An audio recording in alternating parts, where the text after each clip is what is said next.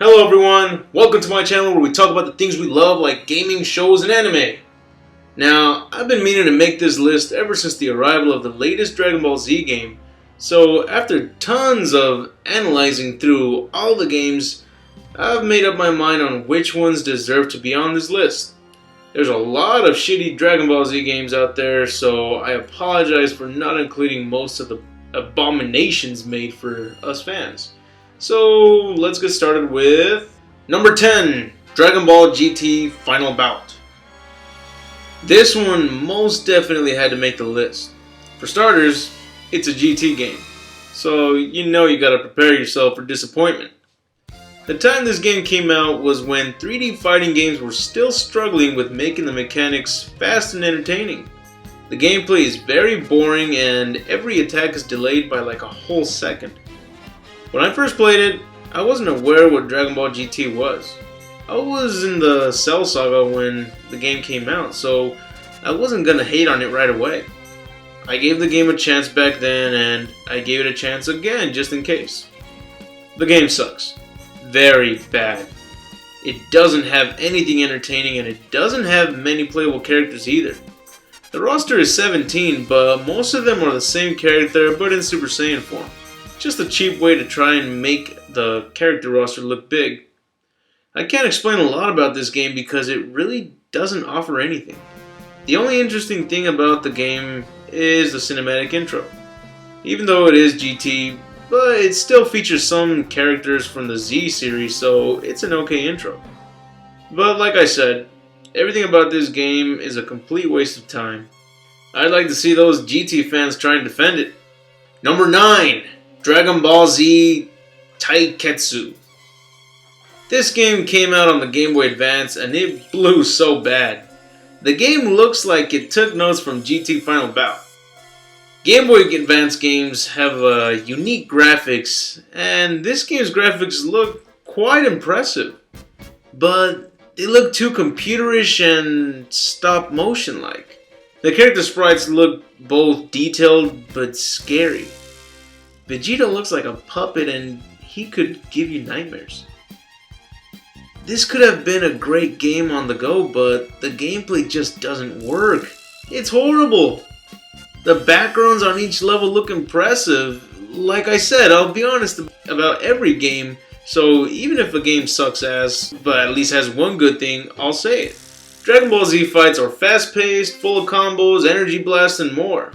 But this game doesn't give you what you want. It just looks scary and, oh man, I can't find the right words to describe it. I mean, look at it. You get mixed emotions throughout the game, like, wow, it looks impressive, and oh god, it's horrible. But colorful. It sucks, but I want to see if I can make it work. It has good music as well, and even unlockable content.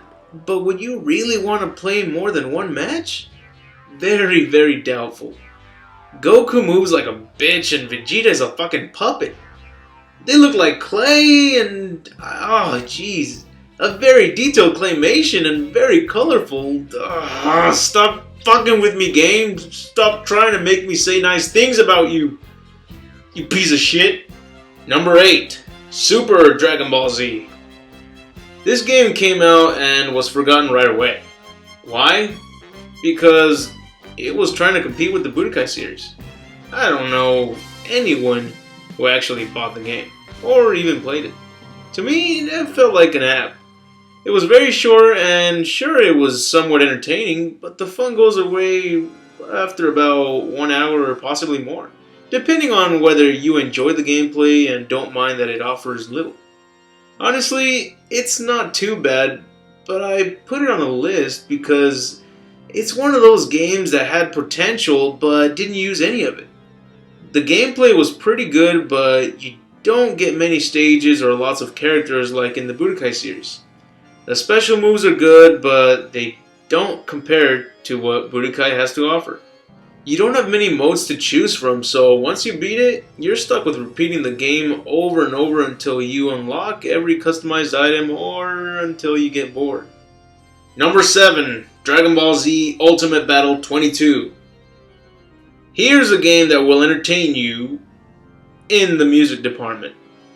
The character selection music is awesome and gets you pumped up for disappointment. The game features an awesome intro and even a secret intro if you input a code for extra characters. It even changes the title to Ultimate Battle 27. The character sprites look identical to the anime designs. I love that, but why is it on the list? Because the game acts like it's about to give you everything you wanted in a DBZ game, but then you play a match and realize that it is slow, sloppy, shitty special moves. If you can find out how to perform them, the music is pretty good for each stage, the stage designs look great as well, but why put very little into the gameplay? It's like when we watch a movie trailer and it makes the movie look so badass and interesting, so you wait for months until it finally comes out in theaters, and when you watch it, you're left with Star Wars Episode 1. I wish this game was good. It got us all hyped up for nothing. The American commercial kinda gave us a hint of what to use the game as instead of playing it. What if it was the only role left? Love Dragon Ball Z? Get Ultimate Battle 22, the import for the PlayStation game console. Rated teen. One of the most annoying things in the game is that after throwing a few blasts at your opponent, your character will get tired and pretty much be open for abuse. Number 6. Dragon Ball Z Budokai 2. Here's yet another game we were expecting more from. The first game was a new experience on a Dragon Ball Z game with great 3D graphics for its time, a good amount of playable characters, great special moves, cool stages, enjoying cutscenes, a lot of them, and everything we wanted from an early 3D Dragon Ball Z game. So why wouldn't we expect a sequel? Not to mention a great one. With more characters, more stages, more music, special moves, newer game modes, and more. But what do we get instead? This ridiculous Super Mario World ripoff. I mean, seriously, what is this? A board game? We never asked for this. The gameplay was still as good as the first one, and music is great as well. The special moves are okay, but we expected a lot more. You know this game was a bad sequel to the Budokai series when they didn't even include it on the HD release of the Budokai collection. Also, don't bother with the HD release. It's a censored version of Part 1 and 3. Number 5. Dragon Ball Z Battle of Z. This is a game I was waiting for as soon as I saw the trailer for it. I got even more hyped when they said it would be coming to the PS Vita as well. But as soon as it came out, I couldn't find it on the Vita. You know why? Because you could only play it on the Vita by downloading it off of PlayStation Network. That's a good thing because the game is a piece of dragon turds, and for once, I'm glad that PS Vita memory sticks are expensive as fuck, so that I cannot buy Vita games off of PlayStation Network. That's a little message for PlayStation to tone down the price. You hear me, guys? Huh, Sony? So let me begin by describing everything that is good about this game. The graphics look nice. It's a little too shiny, but still nice. The online screen is pretty cool because you see the planet Earth and tons of lights representing the online players, all revolving around Earth. The main thing this game has to offer is that you can have 4 players fight against 4 others at the same time on the same stage. And that is all. Now let's talk about the bad things in this game. The controls are somewhat similar to those in the Tenkaichi series, but it ain't.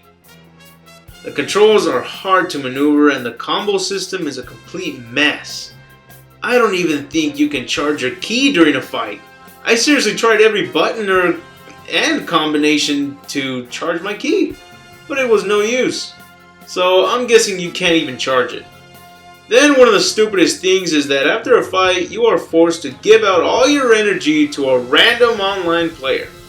I don't see what's the point of this, but you have to do it every time and mash a button over and over until the bar is full. The modes are not amusing, and one of the lamest things in the game is what they did with the characters and the amount of characters that are in the game. Just like in Dragon Ball GT Final Bout, the character roster is expanded by repeating the same character multiple times. There are 75 characters, but the roster consists of 6 Gokus, not including the fusion ones with Vegeta or his giant ape form, 6 Gohans, 3 Vegetas, 5 different Friezas because of each form and the full power one, 4 Cells for each transformation and the perfect cell, 6 Trunks, 2 that are the kid versions, and not including the fusion ones, 4 Majin Boos, 4 Coolers, 3 Gotenks, 2 Bardogs, not including his ape form. You see what this is? The real roster is actually 33 different characters if they can each transform when they please. But yeah, you can't transform during a battle. And they did that so the roster would look like it's a lot of characters.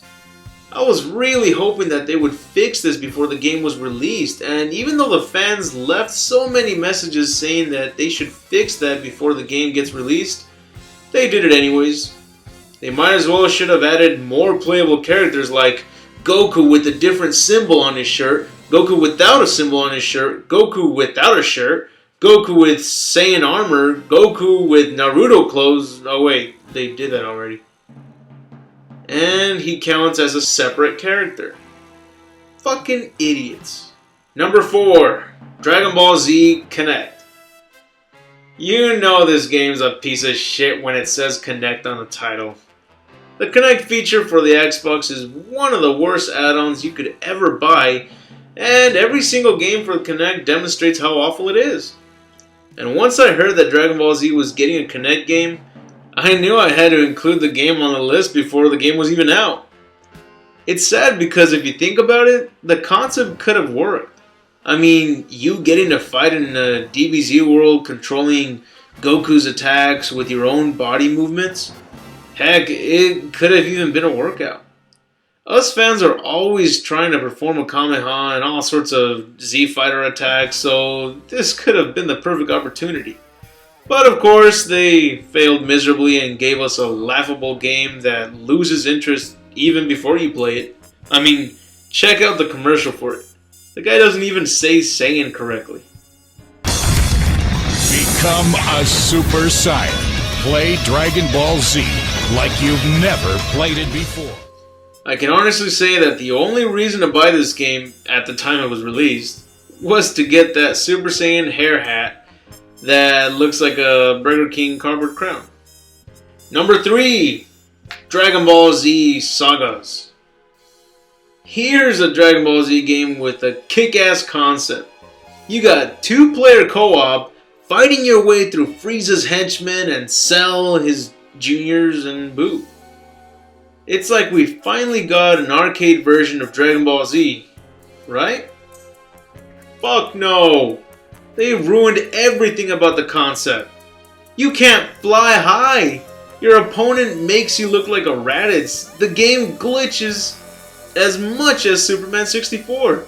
The game gets repetitive right away. Your special moves are as weak as your basic moves. And did I mention that it glitches all the time? You can't find entertainment with this game. The 2-player co-op feature does not save the game at all. In fact, it frustrates you and your friend more than ever. I'd rather play Dragon Ball Z Taiketsu because at least it gives me false hope all the way. Okay, forget about what I said. I can't touch these games. There is no point in playing them all the way. I'd rather play those Japanese RPG games without English translation and play it all the way till the end. Let's go to the next one. I don't want to talk about this game anymore. Number 2, Dragon Ball Evolution. Oh man, this game is gonna be fun to criticize. Nah, I'm straight up gonna talk massive shit about this game. This fucking desperate money craver should not have been born. But since the movie didn't make money, might as well attempt it with the game based on it, right? I found a dildo more appealing than this, and I'm straight.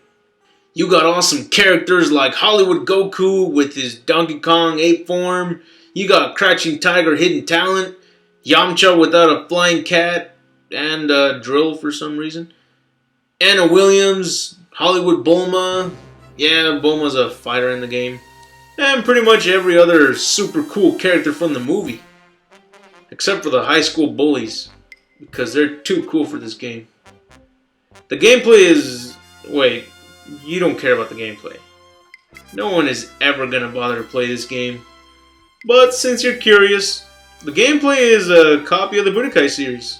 I mean, for some reason, the same fucking creators, which is Bandai, actually worked on the game as well. Didn't they know that nobody would ever waste a nickel on this product? We may have let our curiosity get the worst of us by watching the movie, but I know what you're all thinking. Who was actually willing to work on this game?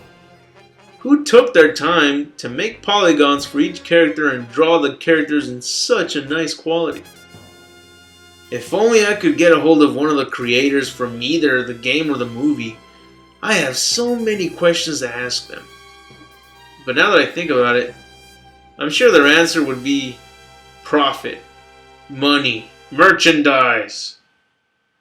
You want to know what I think? I think some of the creators actually tried to make the game bad. I mean, look at how they walk.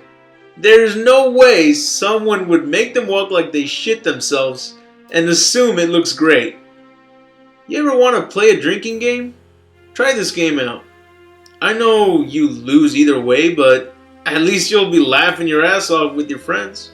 And number 1 is Dragon Ball Z Legacy of Goku. So, Dragon Ball Evolution was destined to be horrible no matter how good the gameplay is. But here, there was no excuse. This was the first American Dragon Ball Z game, so you would assume that they would give it their A game. But it looks like instead they said, hey, it's our first game, so don't worry about whether it's good or not, because it's the first. In this game, you control Goku and only him. You start off by fighting critters in the forest and make your way towards Raditz. So how's the gameplay? Very boring. You can punch, fire a ki blast, and fly like about 2 inches off the ground. Goku sounds nothing like the American voice actor. Your opponents can kill you with like 3 hits. Even the smallest critters can easily kill you. The punch attack is practically useless because everything can kill you with about 3 hits, so you have to keep your distance if you want to progress. The only somewhat entertaining part of the game is exploring the area you're in. Just because you're curious of what certain areas in the DBZ world look like. This game has no music, no action, and nothing you would want to see in a Dragon Ball Z game. It's funny how they made a sequel even though this game was horrible, but the sequel actually turned out to be great. I mean, it was a lot of fun. But here, if you're as desperate and as bored as I was when I decided to play it all the way through, trust me, you won't feel satisfied. I played the entire game because I was on a road trip and a couple days away from home, so I had little to no other choice but to play this fucking game. The game ends with Goku defeating Frieza and being trapped in Planet Namek where it blows up and leaves the player wondering if Goku made it out. Imagine if I didn't know what happened next. I'd be fucking pissed. I'd most likely chuck the game out the window. That's it for the video. I hope you enjoyed the video, and if so, put a thumbs up. And if there are any other videos you would love to request, please let me know in the comments. Also, if you want to shout out a video request or you want to ask me a question for the next Q&A video, I strongly recommend you do so on my Facebook page. And if you want to see more of my videos, be sure to hit the subscribe button because it really helps me out a lot. And I'll be sure to let you know when I post up more videos. This is Score saying have an awesome day.